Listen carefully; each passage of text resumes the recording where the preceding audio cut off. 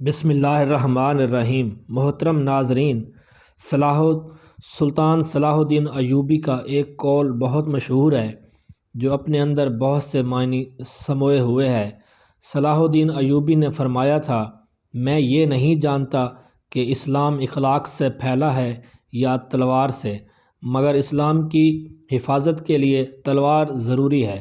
صلاح الدین ایوبی سے کہا گیا کہ آپ بڑی لمبی مسافت سے تشریف لائے ہیں، پہلے آرام کر لیں، تو صلاح الدین ایوبی نے تاریخی الفاظ کہے، میرے سر پر جو دستار رکھ دی گئی ہے میں اس کے اہل نہیں تھا، اس دستار کا حق نبھانے کی خاطر میں نے اپنا آرام اور اپنی نیند کو ختم کر دیا۔ کیا آپ لوگ مجھے اس جگہ پر نہیں لے جاتے جہاں میرے فرائض میرا انتظار کر رہے ہیں؟ جہاں روٹی مزدور کی تنخواہ سے مہنگی ہو جائے وہاں دو چیزیں سستی ہو جاتی ہیں، ایک عورت کی عزت اور دوسری مرد کی غیرت۔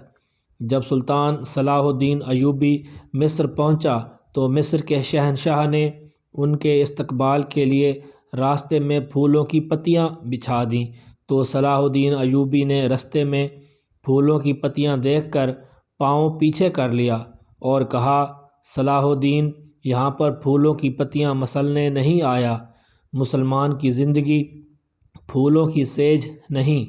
کیا تم نہیں جانتے ہو صلیبی سلطنت اسلامیہ کو بے دردی سے کاٹ رہے ہیں، صرف وہ اس لیے کہ ہم نے پھولوں کی پتیوں پر چلنا شروع کر دیا ہے۔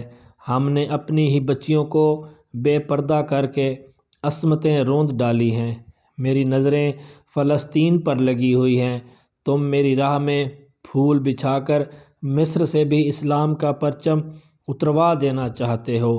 صلاح الدین ایوبی نے ارطاغ والٹی کرک ریجینالڈ نامی گستاخ رسول کو قتل کیا۔